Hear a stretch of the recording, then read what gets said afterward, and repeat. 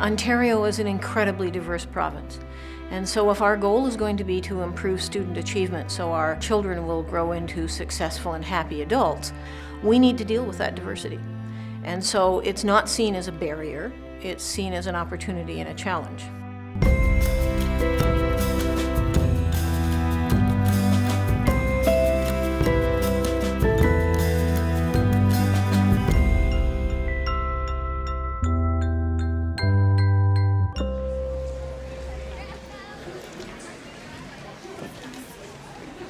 From the outset, we agreed that we had to have special interventions in place in order to bring the bottom up, the students who traditionally had not done well.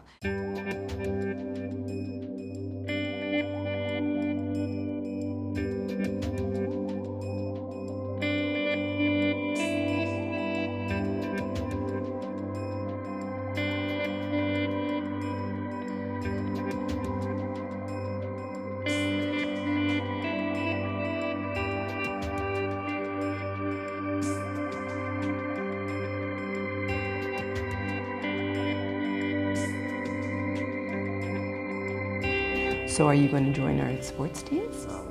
That's good. And what's your favorite sport? Oh, track and field. Oh yeah, we have a great track and field.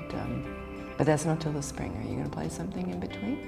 A lot of the students that do come new to the country have a variety of needs, and that may be academic, it may be social, it may be language-based, it may be family-based, it could be just survival skills. You know, how do I get transit? Where is extra help available? And a student success person is a critical piece in a school to help support that child. Okay, how far did you get? Did you get to the end of the book?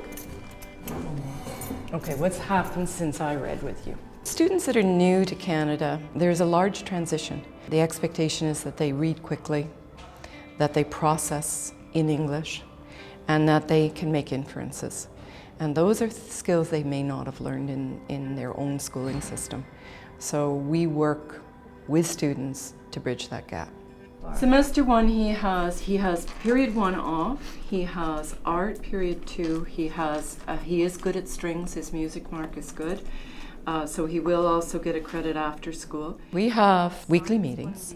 It brings our team together and it allows us to track the students that we are watching.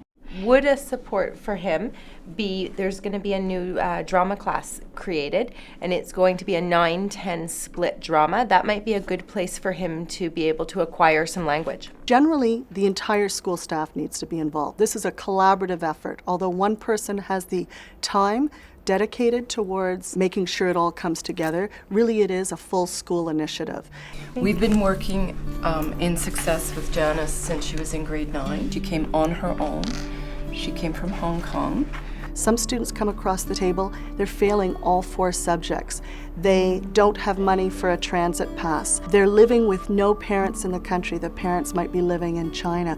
Last year, Dave and I worked with the family to move the guardianship to another family. She wasn't progressing well with that family. She was not even allowed to stay after school to see me. Mm-hmm. And that team will network everything from the cultural settlement worker to the administrator to, say, an alt-ed teacher to make connections and set up that program for success. That's the best example of a student success team, is looking at the child and looking holistically how we can support them. It's funny, they say I actually felt awake. So maybe this was something new to me. Mornings look a lot better after 9 hours of sleep. The one-on-one that's needed for some kids to be successful can't be done when you have another job happening.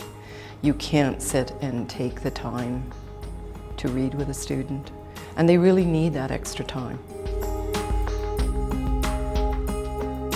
We don't want to be seen as a disciplinarian. When I introduced myself to the new staff this year, I said, don't use me as a threat. Even my room, it doesn't look like a classroom. I didn't put desks in it. I didn't want desks. If it's an uncomfortable environment, they're not going to come after school for help or on their lunch hour if it's more school. So they may sit in a chair and read their book that they're behind in because they get to sit in a comfortable chair.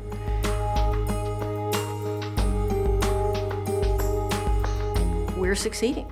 In the 5 or 6 years that we've been working at this, the performance gap for our new English language learners in this province has been closed by about half of that gap.